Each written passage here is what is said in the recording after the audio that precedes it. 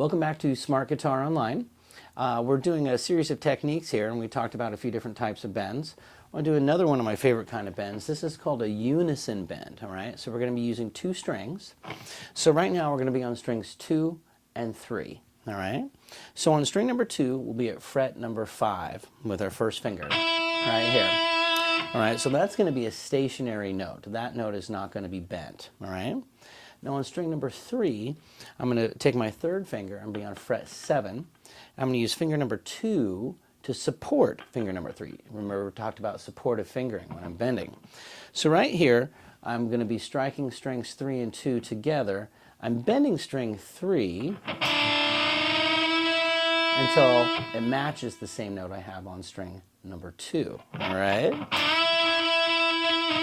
So in this case, I really don't want to hear the note I'm bending from. I just want to hear the note I'm bending to, right? So I'm not going to draw up slowly, all right? I'm just going to hit both, strike them,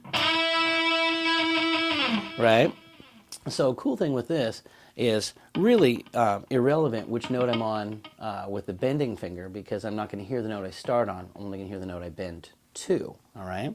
So the note that's going to be important to keep your eye on, your guide, is going to be whatever note I'm stationary with. In this case, on string number 2 at fret 5. So I can just follow the scale, right, with this shape,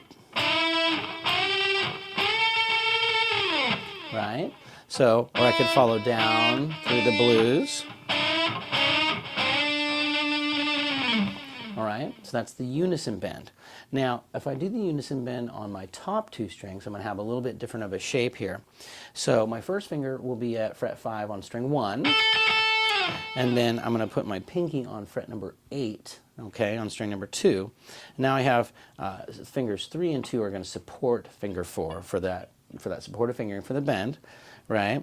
I'm going to bend string 2 to match the note that I have on string number 1. All right, so I'm bending string 1 or string 2 and keeping fret string 1 stationary. Again, I could follow the scale.